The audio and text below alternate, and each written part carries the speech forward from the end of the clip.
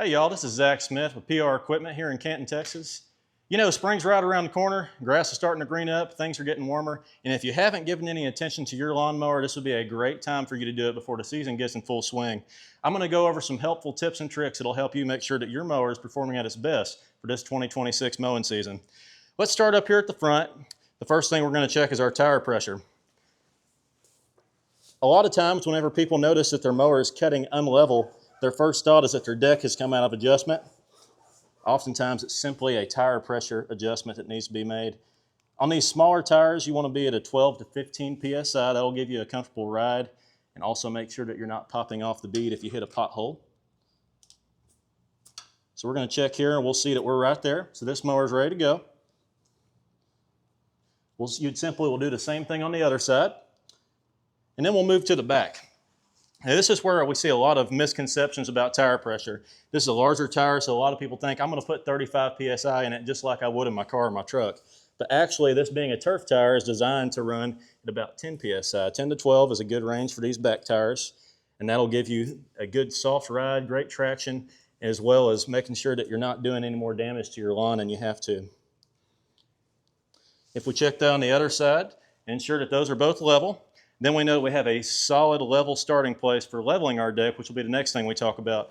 Now there's going to be 4 linkages on most mower decks that adjust the leveling of it. So once you've established your tire pressure, you're just going to want to check all 4 corners of your deck on a level concrete surface like we have here. And your deck should be level side to side, and it should be pitched about 1/4 to 1/2 of an inch lower in the front to give you the best airflow and the best possible cut.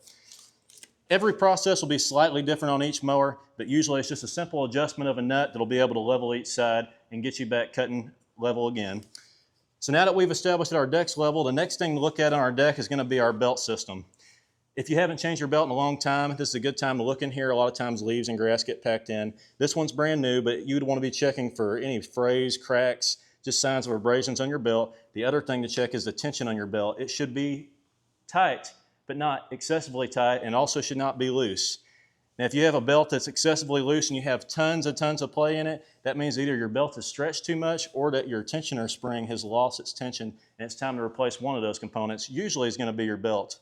So once you've got a good belt on your mower, everything's tight and operating like it should, the next thing we're going to talk about is the engine maintenance that needs to be done on your lawnmower. Now, hopefully you've drained all the old fuel out or you put stable in and you run ethanol free. That will ensure that your carburetor and your fuel system stayed a lot cleaner. So we'll go over a couple of things here.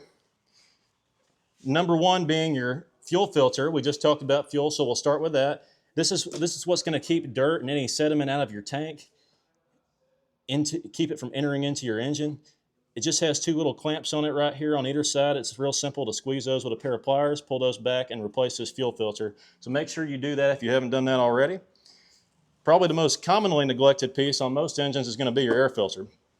We see these oftentimes packed full of grass, but they're really easy to change. On these Kawasaki engines, there's just a thumb screw that you loosen up and just pop that air filter right off and pop a new one right on.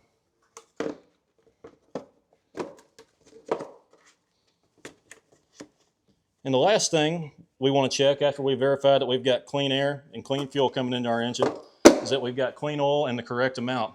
So I'm going to grab a towel. We'll pull our dipstick out right over here.